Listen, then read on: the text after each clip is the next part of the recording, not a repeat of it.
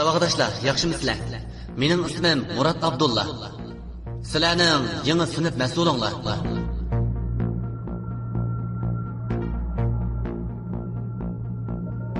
Balam, yaxshi o'qi.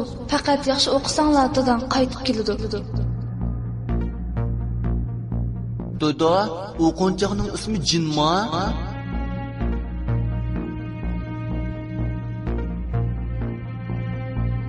Acaba bu dadanın ruhiymidir? Qarang, ana sofada bir mehmon o'tirdi.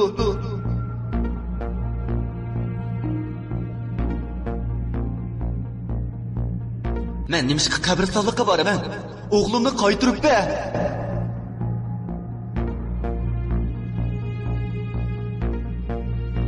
Balam, sen xato qilmading. Nima dedingiz? Dadamning ismi Yusufmi?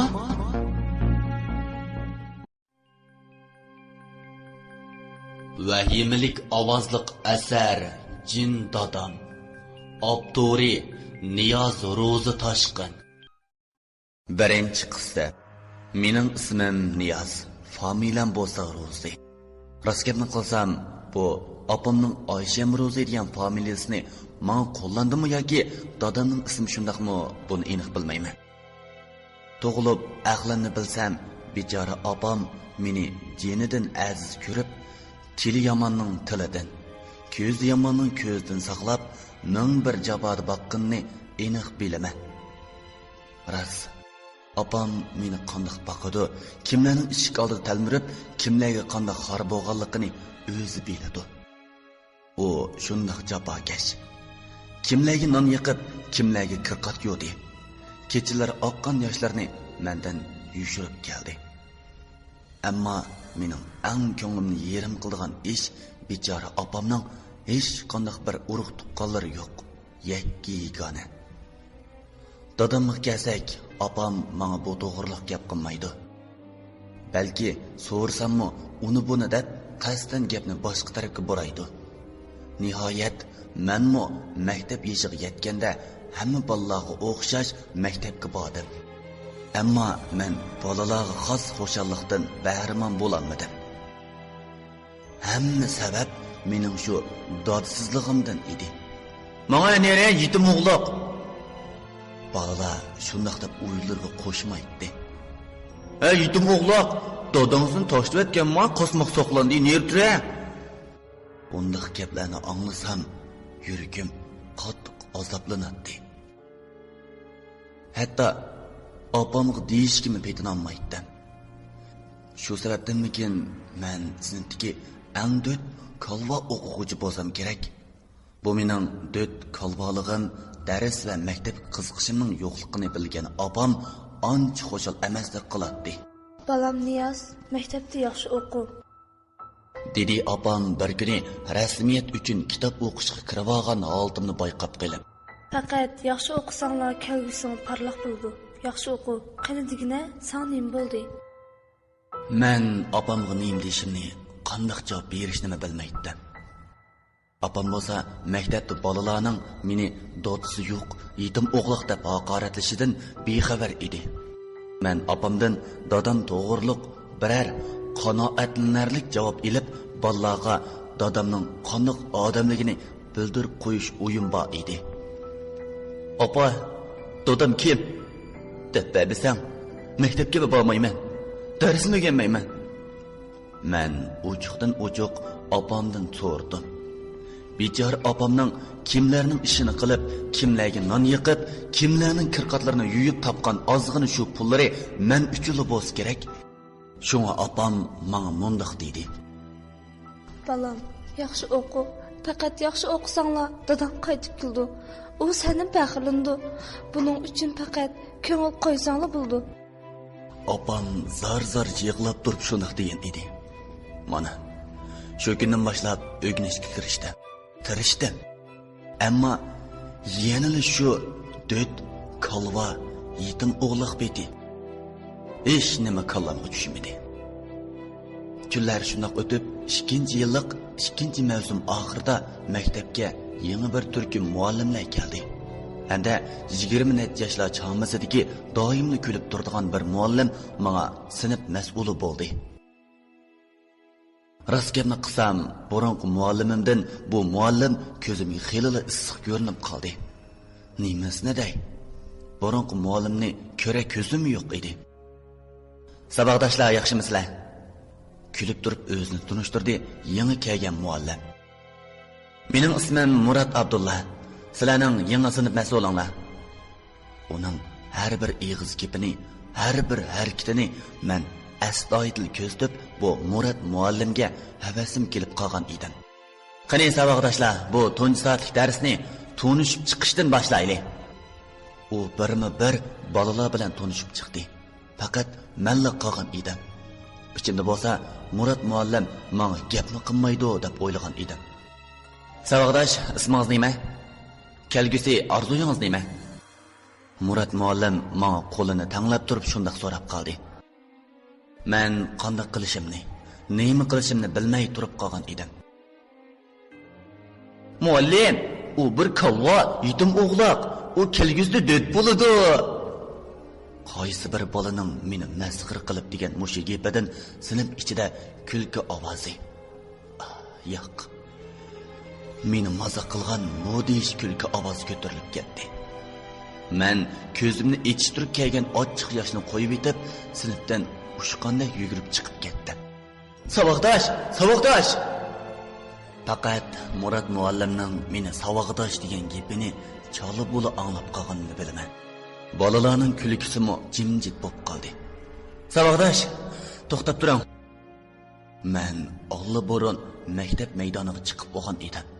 Murat muallim yugurib kelib qo'limni tortdi. Men ixtiyorsiz to'xtab qoldim. Saboqdosh, sizning qanday orzuyingiz bor? Murat muallim yana so'rab qoldi. Dadam qaytib kelsa, mening orzuyim. Men uygandim. Men dud emas. Yetim o'g'liq emas. Yig'ladim. Yoshlarim oqdi. Shu topda buningdan keyin maktabga mukammallikni qaror qilgan edim.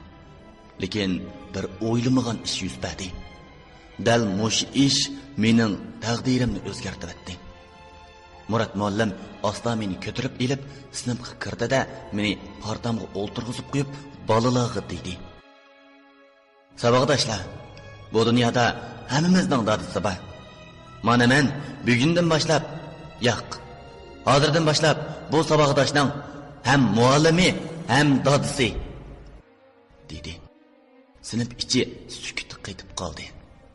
Menmo yig'lashdan to'xtab Murat muallimga qarab turib qoldim. Rost degandek Murat muallim menga muallim ham dodi sifatida yordam qildi. Uyimga bordi. Bichora opamga menga boshpanoq bo'ldi. Ko'ngil to'q bo'lsa, o'yinishning foydasi bo'ladi ekan. Men 5-yillik chiqqicha sinfdagi bolalarni hayron qoldirib, har qaysi palladagi natijam ang oldidagi qatorga o'tdi. Murat muallimim bilan men xuddi aka-ukalardek bo'lib qolgan edim. Yetimning ig'izi oshqi tegsa, burni qonabdi degandek, tuyuqsiz Murat muallim bir ig'iz qo'rqinchli gapni to'la deydigan bo'lib qoldi. U gap bo'lsa-mu, meni jindodam deydigan bo'lib qoldi. Shu kunlarning birida u dars uyda o'tib, bolalarning oldida meni jindodam deb chaqirib qoldi. Balalar nim bo'lganligini bilmay turganda, u yugurib kelib, meni mahkam quchoqlab, jindodam, voy mening jindodam deb zotli qo'yib bermadi. Men qo'rqib ketdim. Ham nimishqa Murat muallimning meni jindodam deydiganligini tushunmadim. Balalar qo'rqib, sinfdan qochib chiqib ketib, birdandala boshqa muallimlarni boshlab kirdi. Bu vaqtgacha Murat muallim meni chin quchoqlab, sinfning bir bo'lonida tugilib, mening ustixonlarimni uvitay degan edi. Bu ahvolni ko'rgan boshqa muallimlarmi qo'rqib, meni mingtasti Murat muallimning quchqidan qutuldirib chiqdi. Mana, mushunda qilib men eng ishongan, menga madad bergan, 2 yil ichida meni a'lochi o'quvchi qilib tarbiyalab chiqqan Murat muallim sarang bo'lib qoldi. Men uning uchun yig'ladim. Hatto uyli velishni o'ylab boqqan edim. Ammo ishlar buning bilan tugab qolmagan edi. Murat muallim sarang bo'lib qolgandan keyin uni ota-onasi doktorga olib borib, nurg'un qitim davolatgan bo'lsa-mu, asla yaxshi bo'lolmay, faqat jindodam mush gapni ota-onasiga og'ir bir alam ham yeyishib yetkisiz bir tepishma qo'yib orom bermagan ekan. Oxir bo'lmay Murat muallimning dadisi Abdulla akam maktabga meni izlab kelib, Murat muallimning meni bak ko'gis bog'lig'ini aytdi. Men buni anglab Murat muallimning uyiga bordim. Amaliyotda bo'lsa mening uyim sahroda edi. Lekin Murat muallimning dadisining uyini ko'rib bayron qoldim. Chunki ular noyit cho'ng bir dojida turdi ekan. Mana mushunda qilib Abdulla aka yoki Murat muallimning opasi Oygul adam doim meni elib Murat muallimni ko'ygila bordigan tabiiy bir ish shakllandi. Bu jarayonda men Abdulla akaning noyit boy korxonchi ekanligini bildim. U har qitim meni olg'ila borganda nurg'un sovg'a va yalimish elib keladi. Abam bo'lsa og'ili unimaydi. Ular to'xtamay akiladi. Kunlar mana shundoq. Bir yil o'tib ketdi. Murat muallim menga jindodamdan boshqa gap qilmaydi. Agar biror haftada biror qitim meni ko'msa, tomoqmi yemay Abdulla aka va Oygul hadilarga qog'ish qiladi. Bu jarayonda Abdulla aka qancha qitim opam va meni birga turishni degan bo'lsa-mu, opam qat'iy qo'shilmadi. Oxir bo'lmay Abdulla aka opamga uyining atrofiga yaqin joydan bir ish deb berdi. Hamda shuning bilan birga turalg'u uyini malqib berdi. Opam mening qancha qitimlab yenishlab o'tinishim bilan hamda Murat muallimning bizga qilgan yordamining yuzini deb ko'chib keldi. Men shu kundan boshlab maktabdan qaytib kelsam-la Murat muallimning uyiga bordim. Ishqilib men Abdulla akaning uyining bir a'zosiga aylanib qolgan edim. Hatto ba'zi vaqtlarda bir ishki kunigacha opamning qishig'ini borolmaydim. Kunlar o'tdi. Abdulla akaning ham opamning topgan pullarida qilgan ajrda oliy maktabda o'qig'ilmoqda. Asli rost gapni qilsam, Abdulla aka va opam chim turmagan bo'lsa, Murat muallimdan ayrilib oliy maktabga bormaslik qaroriga kelgan edim. Men oliy maktabga berib, 2-yili Abdulla aka qatnash hodisasiga uchrab, baxtga qarshi u olamga safar qildi. Men bu chaqda Murat muallimni o'ylab, o'qishdan voz kechib, uning holidan xabar olish xiyolimni opam va Oygul adamga degan edim. Ikkalasi tangli qo'shilmadi. Menmo tishimni chin tishlab davomli o'qiyverdim. Oxiri o'qishim tugab, xizmat izlab yurmay, uduli uyga qaytib keldim. Rost gapni qilsam, mening xizmatga bog'lanib qolg'im yo'q edi. Burun Abdulla akaning yetaklishida savdo-setiq ishlarini ancha-muncha o'rganib qolgan edim. Savdo degan jangga o'xshaydigan qiyin ish ekan. Birda ziyon tortib, birda foyda olib, oz kam 3 yil ichida Abdulla akaning vayron bo'lgan korxonasini qayta ishga soldim. Abdulla akaning bu korxonasi kiyim-kechak korxonasi edi. Marka degan bosh og'irdigan ishlar tayyor bo'lg'achqa ancha qiynalib ketmadim. Uning ustiga Abdulla akaning burunqi ulfatlari ha-hu deb turg'achqa menga bu oson bo'ldi. Shuning bilan men xeli ko'zga ko'rinib qolgan korxonchi bo'lib qoldim. Pul topdim, to'y qildim. Ammo yetimning eg'izi oshqa tegsa burni qanaydi deb bechora opam navrisini ko'rolmay. Ayolim bolarimizning mehriga qonmay, opam yurak kesili bilan ayolim tug'utida u olamga safar qildi. Bu ayrilib qolish menga bahmi ig'ir kelgan edi. Ammo odam o'l narsa deb bir dardimni o'zim bilib keldim. Mana mushunda qilib o'g'lim Muzaffar bu yil 3 yoshga kirdi. Bu jarayonda jin bolamning va o'g'limning holidan xabar elish meni xilali charchatdi. Shunga men shaharning sirtidan dal-daraxtlarga qoplangan bir dojini oldim. Ras, havo sap bu doja men o'ylagandan bekmi arzonga to'xtadi. Lekin bu arzonlik menga bir xil qo'rqinish tuyg'usi sep qo'ydi. Uka, şimdi bir g'ayrat, miskin dada bu dojini sizga setib berishimni degan edi. Menga dojini setib bergan odam shundoq degan edi. U yana bir talay odamni vahima bosadigan gaplarni qildi. Aytavur, qandoqdir bir arvohmi yoki jinmi o'zini bu dojida orom xudo yashag'ili qo'ymaganmish. Yana dehi mening bu dojini setib olg'ili keldiganligimni oldin tushida bishorat berganmish. Men bu gaplarni doji egisining normal emasligini bo'lsa kerak deb o'ylab qolgan edim.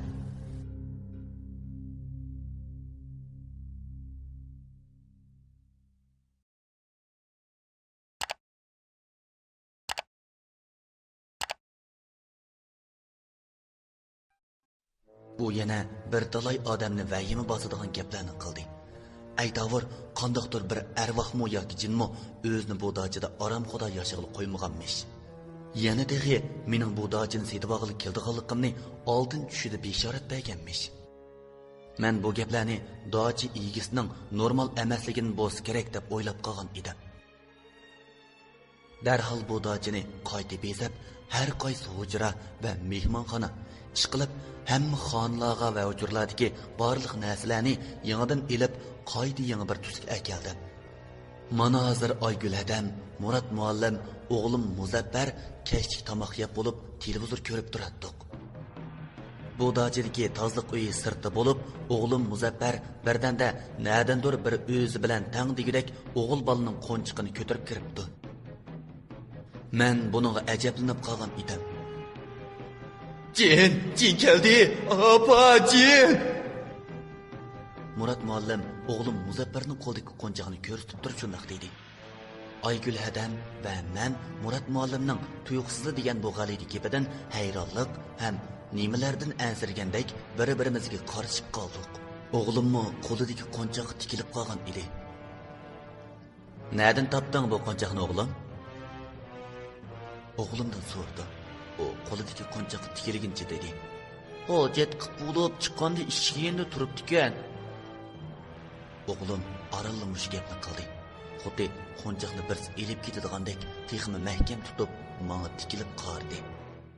Men darhol o'rnimdan turib, o'g'limning qo'lidagi qo'nchoqni tortib elib, sirtqa qarab mangdim. Bu chaqda Murat muallim yanala "Cin deb Aygul Hadamga mahkam choplashib turib olgan edi. O'g'lim Muzaffar bo'lsa, o'mchib yig'lashga boshladi. Men qo'nchoqni sirtqa ko'tarib chiqib, xeyli uzun mang'andan keyin daraxtlar orasiga tashlab etib, uyga qaytib kirdim. Bu chaqda o'g'lim Muzaffar yotoq uyga kirib ketgan bo'lsa kerak, mehmonxonada yo'q edi. Murat muallim bo'lsa, qo'rqib Aygul Hadamga boronqidek choplashib turardi. Men turibman. Murat muallim u qo'nchoqdan nimishqa qo'rqdi. Dojini bezganda hamma narsalarni yog'dan setib olgan edi. U qo'nchoq nereden paydo bo'lgandi? deb o'ylab qoldim. Rost, burungi doji egisi qandoqdir bir dada yana arvoh jin degandek gaplar yodimga kelib, tallarim tikkalishib, modish bir sezim butun badanimni titrtib etdi. Hem buningdan keyin bu dojida xotirjam turmush kechirishning uncha osonga tushmaydiganligini bilganda, kallam qop-quruq holda qo'rqib qoldim. O'g'lim Muzaffar yodimga kelib, darhol uning hujrasiga mangdim. Men uning hujrasiga kirganda, u michildab yig'lab, menga parvomi qilib qo'ymadi. "Nimaga yig'laysan? O'g'il bola yig'lis qandoq bo'ladi?" Men shundoq degach, karavotga kelib o'ltirdim. "U qo'nchoqning ismi Jinmo?" dedi o'g'lim yig'lab turib. "Yo'q, undaq emas. Murat akam shundoq chaqirdi." "O'g'lim, Murat akam qo'nchoqdan qo'rqdi. Bo'ldi. Men sana jex mashina odam elib beray. Qo'nchoq o'ynama." "Dada, jin degan nima? U kichik bola o'ynashga omroq narsa-mi?" Men amalsiz qoldim. Jin degan nima? Arvoh degan nima? Bu savollarni o'g'limga qanday tushuntirishni bilmaydi. Lekin bu to'g'riliq biror qanoatlanarlik javob bermasam bo'lmaydi. Ana. Ayni vaqtda ayolim mayli qandaqla ahvol bo'lsin, bolani yaxshi tarbiyalashni so'ragan. Har qanday savollarni javobsiz qo'ymaslikni degan edi. Men dodsiz cho'ng bo'ldim. Mana, endi bolam opsiz qoldi. Men notuvon bir ona bilan ne kun, ne qiyinchilikni boshdan o'tkazgan. Lekin taqdir qismati shundoq tursa, hammaga ko'nmasang, taqdir seni majbur ko'ndirdi. Bu reallik bergan saboq. Jin? Jin, o'g'lim, o yaxshi narsa emas. Men birpas o'ylanib qilib, ig'izimga nima kelsa shu bo'yicha dedim. Noyda uzun zamonlar ekan. Noyt kuchlik bir podshohlik bo'lgan ekan, to'q. O podshohlikda odamlar jinlar bilan birga yashaydi ekan. Odamlarga aql yo'lbosh ekan. Jinlarga sehr afsun berilgan ekan. Shundoq bo'lsa-mu, jinlar bilan odamlar ijil inoq yashaydi ekan. Kunlar o'tib, oylar o'tib, yillar o'tib, u podshoh aql yaxshimi yoki sehr afsun yaxshimi deb o'ylab, jinlar bilan odamlarni bir ko'ngil ochadigan o'yin o'ynamoqchi bo'lib, jinlar bilan odamlarni yig'ib, bu o'yini debdi. Buni anglagan jinlar bilan odamlar talash tortish qilishga boshlabdi. Odamlar aql yaxshi desa, jinlar sehr afsun yaxshi deb zodil bir yerga kelanmabdi. Hamda jinlar bilan odamlar o'rtasida orozchilik kelib chiqibdi. Podshoh o'zining bir ahmoqona bir ish qilganligini bilib, odamlar bilan jinlarga buni isbotlab chiqishga 10 kun vaqt beribdi. Bu yurtning chat bir yerda bir o'tinchi bovoy yashaydi ekan. O bovoy podshohning bunday beyman ishlardan bexabar jangolik berib, o'tin yig'ib olsa, bir jin bovoyni ko'rib qilib, sehr afsunlarni ishiltab, bovoyni ahmoq qilib, aqldan sehr afsunning yaxshi ekanligini bildirib qo'ymoqchi bo'ldi. Jin bovoyning yiqqan o'tinlarini quyun chiqarib, uchirib elib ketibdi. Bovoy qo'g'labdi. Bir chaqda bovoy yerib qilib, to'xtab, quyunni qog'ib tillab o'ltirib qatdi. Buni ko'rgan jin bovoyning yig'ilgan holidan xo'shal bo'lgan holda bovoyning oldida paydo bo'ldi. Qanday odamlarning aqlidan biz jinlarning sehr afsunlari yaxshimikan, ha? deb qoqoqlab kulib ketibdi. Bu bovoy bir jinning o'zini ahmoq qilganligiga qattiq ochiq kelgan bo'lsa-mu, chandurmay kulib jiniga debdi. Hey jin birodar, odamlarning aqli bu emas. Hozir men sening maqsad muddoyingni bildim. Agar xohlasang, ikkimiz odil raqobatlashib boqayli, debdi. Buni anglagan jin o'ziga ishongan holda ma'qul bo'pti. Hey jin birodar, sen bunda qarab tursang, men qandoqmi aqlimni sana ko'rsatalayman, debdi bovoy yolg'ondan ansirgan holda.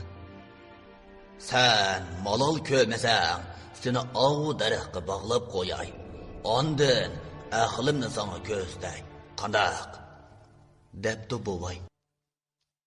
Shunda qilib, bovoy o'tin bog'lig'ili ap kelgan org'amchi bilan jinni daraxtga bog'lab qo'yib, xo'dan chiquvchi urib dumbalab, o'zini ahmoq qilmaydiganga va'da bergizib qo'yib beribdi. Jinmu qutulganligiga xo'shal bo'lib, badar qochib ketibdi. Shu kundan boshlab jinlar bilan odamlar o'rtasida orozchilik kelib chiqib, urush jadal kun sira adab ketibdi. Hammalarning oromi buzilibdi. Bu ishdan xabar topgan bir avliyo barliq jinlarni zanjir bilan kishallab, odamlarga ziyon zahmat qilmaydigan bir makonga banit qildi. Shuningdan keyin jinlar odamlar orasidan mangu g'oyib bo'ldi. Men bu cho'chak orqali o'g'limni bazlamoqchi edim. O'zimni bilmay, o'zim to'qib chiqqan cho'chak ichiga kirib ketib, o'g'limning uxlab qolganligini bayqamabdiman. Asta uni yotqonga chumkab qo'yib, Murat muallimni bazlash uchun o'g'limning hujrasidan chiqdim. Amaliyotda bo'lsa, Murat muallim bilan mening yotoq uyim bir bo'lib, men kirganda Oygul Adam uni kichik bolani bazlagandek bazlab, dunyoda jin yo'qligiga ishontirishga tirishib o'tadi. Mening kirganligimni ko'rgan Oygul Adam o'zini tutolmay uyn selib yig'lab ketdi. Men Oygul Adamni chiqib, orom elishni aytib, Murat muallimga men bog'lig'ini dedim. Oygul Adam ko'zi yosh holatda, ko'ngli yerim holda orom olg'il chiqib ketdi. Murat muallim, u qo'nchoq, jin emas. Men Murat muallimni orom elishga imo qilib, asta kelib, karavatga o'zimni otdim. Jin dada, o jin, dedi Murat muallim duduqlab turib. Tushimda ko'rgan jin shu, u sening dadangga bek o'xshaydi. Jin dada, u dadang shu. Men Murat muallimning bu sening dadang degan gapidan qo'rqinish his qilib, qiyo yumilgan ko'zim 100 wattlik lampochkadek yorib, o'rnimdan turib ketdim. Nim deganingiz bu muallim? U bir qo'nchoq. Men tegi-tektiga yeb kelib bo'lmaydigan gaplarni tushunamay, u yana qandoq gap qila degandek bir pas qarab turib yiqib, xuddi qotirib qo'ygandek turib qolgan Murat muallimdan hech bir ilkos qaytarmaganligini ko'rib, yondirib so'rdim. O qo'nchoqni mening dadammi deb turay? Muallim, ammo siz nimish uningdan qo'rqsiz? Buni Murat muallim yanada shu holatda turadi. Men qinidang muallim degandek uning qishig'i yaqin kelib, uxlash kiyimining peshidan tortdim. Uxlayman. Murat muallim noyit chaqqonlik bilan yotqonni chumkab yetib oldi. Men o'zimning bakli charchab ketganligimni tuyuqsiz his qilib, telefonimni karavot beshidagi uzjatqicha yetib qo'yib, kiyimlarimni selib, uxlash kiyimlarini kiyib, chiroqni o'chirib, asta kelib yotdim. Garchi ko'zim echishib ketgan bo'lsa-mu, mendan uyqu qochgan edi. Xiyolim bo'lsa, bu dochining men bilan qanday bog'lanishliqi borligida edi. O'ylagan sari kallam qop-quruq bo'lib, qo'rqinchliq bir vahima ichida so'g'uq titrab ketdim. Tuyuqsiz telefonimga uchur kelib, xiyolimni bo'lib etdi. Men qo'limni siyib ochtirib yurib, telefonimni tep elib, yo'rtish knopkasini bosdimda hayron qoldim. Chunki men bugun bir kun shirkat, uy, Murat muallim deb bahli yerib ketgachga to'rni ocholmagan edi. Ammo undidorimning do'st qo'shish ko'znigida jin dadang degan ism qo'yib olgan birsining qo'shiman degan uchuri aniq ko'zimga savol tashlab turardi. Davatda. Beshimdan kirgan so'g'uq mudiy sezim butun badanimni titratdi. Darhol o'rnimdan turib, chiroqni yondirib, Murat muallimga qaradim. U uyquga g'arq bo'lib ketibdi. Xuddi to'ttamdan qo'rqinchli bir qo'l va xiyona tirnoqlarini so'zib chiqib, gelimni siqib, nafsim to'xtab qoladigandek har tarafga qo'rqinch nazarda qarab chiqdim. Tomlamo, hatto deriz pardalarimi jimjit edi. Turibla qo'rqinchli kinolardagi jin olbostlarning qo'rqinchli siyohlari ko'z oldimda paydo bo'lgandek bir dal chechimni bidirtishim jur'at qilolmadim. Butun xiyolim ichra jin olbostlar qo'rchab olgan edi. Telefon la'nat uchur. Yana telefonning o'chib qolganlik ekrani yondi. O'lib qolmadim, lekin uning berisi bo'ldim. Qo'rqinish ilkida qo'limdagi telefonni darhol tomga qarab kuchab otdim. Uyning ichidan tarang-turang qilgan aks sada quloq tuyimda jaranglab ketdi. Qo'limda joy yo'q. Alang-salang kelib karavotda asta o'ltirdim. Qo'rqaman, titrayman. Yanada foydasi bo'lmay ko'zimni ichib, uy ichiga bir qo'r qarab chiqib, ko'zim telefonda to'xtab qoldi. La'nat telefonga yana to'xtamay uchur kelgan bo'lsa kerak, ekran o'chib yenib turadi. To'g'ri, bunda qo'rqib titrab tursam bo'lmaydi-da. Ig'ir tinimni nang-dast yenib qilib, asta berib telefonimni qo'limga oldim.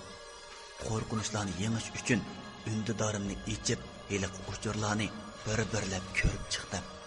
O'zimning munosabat doir kangri bo'g'ashqa